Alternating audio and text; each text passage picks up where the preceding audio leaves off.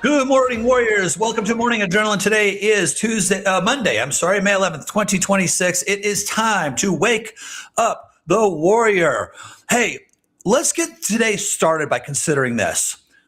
Your life is built on habits. Every single hour of every single day. Some are going to move you forward. Some are going to pull you backward. And some are just there to exist. See, when you lose control of your life, you don't lose it all at once. It starts to slip away quietly through decisions that feel too small to matter. And the most dangerous part is the habits taking control of your day don't even register as a problem in real time while they're actually happening. So let me ask you a question. If someone were to follow your daily routine exactly as it is, or let's just say maybe you don't have a daily routine as it is, so they followed you yesterday, and that was their daily routine, would they end up in control of their life? Or would they slowly drift away from it? Would you coach someone to do what you're currently doing on a day-to-day basis? See, I ask myself this question all the time in moments I get unfocused or I start to roll off track. So let's take a look at how this actually plays out. You wake up, you brush your teeth, you check your phone, you move through your morning. Maybe that includes prayer. Maybe you read a few pages. Maybe you take a few minutes to breathe and get centered. Maybe you get a workout in and maybe you don't. You eat, you get ready, you step into your day. And then somewhere in there, you scroll social media, you open your phone without thinking. A few minutes can turn into an hour. Some of those habits build you, some maintain you, and some quietly take from you. And they all sit next to each other. They're stacked on top of each other. All in the same routine. Nothing feels wrong, nothing feels dramatic, but that is where things start to slip. Because the habits that take control of your life don't show up as obvious problems. They just simply blend in. They don't look like turning on the TV without thinking, reaching for your phone between every task, letting empty time fill itself. On their own, they actually feel really small, but stacked together, they start shaping your day without you noticing. Now, stretch that across a full day, then a week, then a year. And what you'll find isn't necessarily failure, but it is drift. There may be no collapse or chaos, just a widening gap between how you live and how you know you should be living. And the reason it's so hard to catch is because it never felt like a problem when it started. So today's episode, I'm calling the habits that are quietly controlling your life. Today, we're breaking down where your time is actually being lost. And more importantly, how to take it back. Because the habits you've labeled as normal are slowly taking control of your day. See, not all habits are equal. Some build you, some maintain you, and some quietly drain you without ever asking your permission. And here's what you might be missing right now. Wasted time isn't neutral. It doesn't just disappear. It compounds over time in the wrong direction. It's a downward snowball. Every unproductive pattern doesn't just take your time. It takes your focus. It takes your energy. It weakens your ability to execute when it matters. And over time, the cost shows up as something much bigger. A loss of momentum. And by the way, momentum is everything. When you have it, execution feels automatic. When you lose it, everything feels harder than it should. So this isn't just about identifying the problem. It's about fixing it at the root, at the source. Because look, what we're really talking about today isn't time management. Whole different subject. We'll do it one day. But what we're talking about is control. control over your attention, control over your habits, and ultimately control over the direction your life is moving in. So here's the question of the day. How much of your day is actually intentional, and how much of it is just reaction? Think about that carefully. Now, not what you plan to do, not what you hoped to get done, what actually happened. How many moments just filled themselves? Because most people don't lose time through their bigger decisions. They lose it in the spaces they never actually took control of. The in-between moments, the default actions, the automatic behaviors. And these moments don't feel important while they're happening, but they're quietly deciding the direction of your life. So let's move now from awareness into talking about that control. Now you should be able to clearly start to see it. Not the big habits, we're talking about the small ones. The ones that don't look dangerous, but quietly take over your day. Because once you see them clearly, you can't actually ignore them anymore. Because this isn't about being more productive. It's about taking back control from the patterns that have been running unchecked, in some cases for years. So what we're going to do next, let's break down exactly where time is being lost, and more importantly, how to turn those same moments into energy, focus, and forward movement and momentum. Here's where your time is actually being taken. Again, this isn't about extreme behavior. This is about what feels normal right now, but is quietly working against you. So number one is passive consumption is draining your edge. You're scrolling, your TV in the background. It's just constant noise. Everywhere you go, you need noise. You're in the car, you need the radio up loud. You have constant noise running in the background. And you might call it relaxing, but most of the time, it's not even intentional. It's just an automatic response to the day. You didn't choose it, you defaulted into it. That's good. Let me actually say that again. Most of the time, it's not intentional. You didn't choose it, you defaulted into it.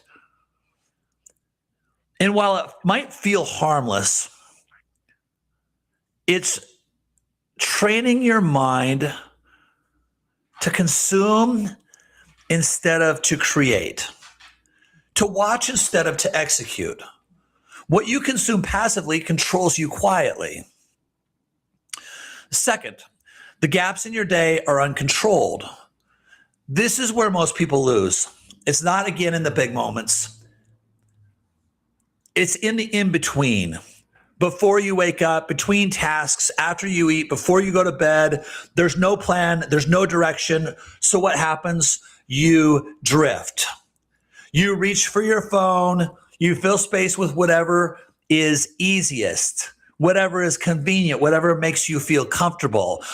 And those small gaps add up to hours of your day, which is unstructured time that doesn't stay empty, it gets taken. The third area where you're losing control is your phone is not the problem, your lack of intent is. You open your phone for no reason, just a quick check. Then it turns into 10 minutes of scrolling, reels, posts, comments, that turns into 20 minutes. And a lot of times it's even more. And then when you're done, there's nothing to show for it. There's no progress. There's no clarity. There's no movement. See, that's not usage. That's leakage.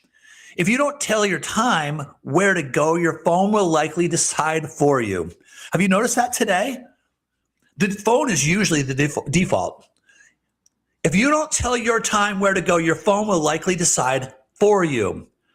Here's the fourth area where we're leaking control. Constant decision-making is slowing you down. What should I do next? You see, that seems like a real small question, but it's not. Every time you ask it, you pause execution. You pause momentum. You hesitate, you think, you delay, and that delay breaks that momentum. High performers don't spend their day deciding. They have already decided what their day is going to look like. They move from one task to the next seamlessly based on a calendar, maybe based on an alarm. They follow structure, they follow discipline, and they build gridity. If you don't know what gridity is, motivated discipline based on execution. See, indecision is one of the most expensive habits you have. So this is where your time is going. Not in obvious failure, but in small repeated moments where control on your part was never established. So now we know what the challenges are. We know where our time goes. We know where we're draining time and losing control. Now let's move forward and fix it. So let's discuss the 4 forces that take back that control. What we just walked through, that's where your time is being taken, where it's being leaked, where you're literally giving it away to the day. So this is how you take it back. Not with motivation. If you know me, you know I hate the word motivation. It's a feeling. It's a temporary feeling. It's a dopamine hit. Not with willpower, but with structure, with standards, with identity. Guys, these aren't tips. These are 4 forces that turn wasted time into direction, energy, and execution, and they will work if you use them. Because once you have them in place, there's no space left for that drift. So here's force number 1. Gain control through intentional activity. Gain control through intentional activity. Be intentional. Most people don't choose how they spend their time. They react. They move from one thing to the next without ever deciding, why am I doing this right now? That's where your control is being leaked. Every action in your day should have a reason, and it shouldn't be a vague one. It should be clear, clearly stated, clearly written down in your calendar. If you pick up your phone, why? What's the purpose? If you turn on the TV, why? If you sit down to work, what exactly are you executing? What are you working on? Because look, when there's no intent, time gets filled by whatever is easiest. And I hope you realize that easy rarely moves your life forward. Let me rephrase that. Easy never moves your life forward. So I want you to understand, don't get me wrong. I mean, there's a time and place for R&R. Just make it intentional so you're in control of that R&R. You have a start and end time. You have it designated as rest and relaxation time. Now you scroll your phone. Now you watch TV. Build it into your schedule. Build it into your calendar. Again, not a time management podcast this morning, but it is somewhat relevant. Look, write this one down. Unassigned time gets claimed by low value behavior. Unassigned time gets claimed by low value behavior. So let's set the standard before moving into the next force. If you can't explain why you're doing something, you shouldn't be doing it. Here's force number 2. Control through elimination. Taking back control by eliminating something or some things. You don't necessarily need more discipline. You need fewer options. Right now, your environment is full of default behaviors. Phone within reach, TV one click away, distractions always available. Do you guys see how the same distractors just keep popping up? TV, phone. So when there's an actual gap, you fall into what's easiest, not what's best. High performers don't rely on resisting temptation. They just remove it altogether. They get rid of the TV. They move their phone away from their desk when they're working on other things that don't require it. They make wrong decisions harder to gain access to, or actually impossible. Because willpower fades, environment doesn't. If it's easy to access, it's going to be used, especially if you don't have discipline, whether it serves you or not. So you eliminate mindless scrolling triggers, background noise that adds no value, easy distractions during the work blocks. And it's not because you're extreme, it's because you're intentional. That's how you produce. Force number 3, control through structure. Indecision is costing you more than you think. Every time you ask, what should I do next? You pause, you hesitate, you break momentum, and once momentum breaks, restarting feels harder. So instead of deciding all day, you decide once. You plan it all out and then you follow it. Your day has to have structure if you want to avoid wasting it away. That means define start times, define work blocks, define recovery time. There's no guessing, no guesswork. When you're supposed to start the task, you start it. When you're supposed to end it, you move into the next, you transition. You don't have to negotiate with yourself because structure removes friction. And when friction is gone, execution becomes lightning fast. Structure eliminates hesitation. And here's our last force, force number 4, control through replacement. And this is where most people actually fail. Have you ever tried to stop a bad habit, just cold turkey, just gonna stop? Does it work? For most people, the answer is no, or rarely. Because all that time still exists. The urge still exists. So what happens is you fall into a relapse. Instead of removing, you replace. See, good habit forming replacement could look like this. Scrolling becomes reading or learning. TV becomes intentional recovery, not just background noise. Idle time becomes movement, planning, or maybe reflection. Same time slot, different standard. Now your day starts building instead of draining. You can't simply just remove habits. You have to upgrade them. So let's lock this in and bring it home. Time doesn't disappear. You're spending it, and it's either by you or it's for you. Passive consumption will dull your edge. Uncontrolled gaps get filled automatically. Your phone takes direction when you don't set the course, and constant decision making slows your execution. And that is where your control is lost. And the fix, as we now know, isn't doing more, it's operating at a higher standard. Every action should have intent.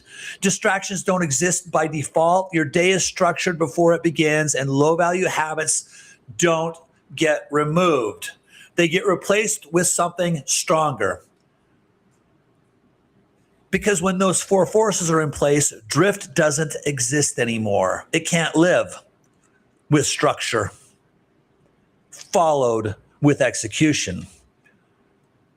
So here's what I want you to think about. If someone watched from the outside, I'm not talking about your goals, I'm not talking about what you say, what you write down. I'm not talking about your intentions, just simply your actions. If someone watched your day from the outside, would they say you're in control? Or would they say that you're being controlled? And this is really important, and it matters because your life isn't built on what you plan. It's built on what you repeat. Work your body, feed your mind, build your soul. Wake up the warrior. See you guys tomorrow.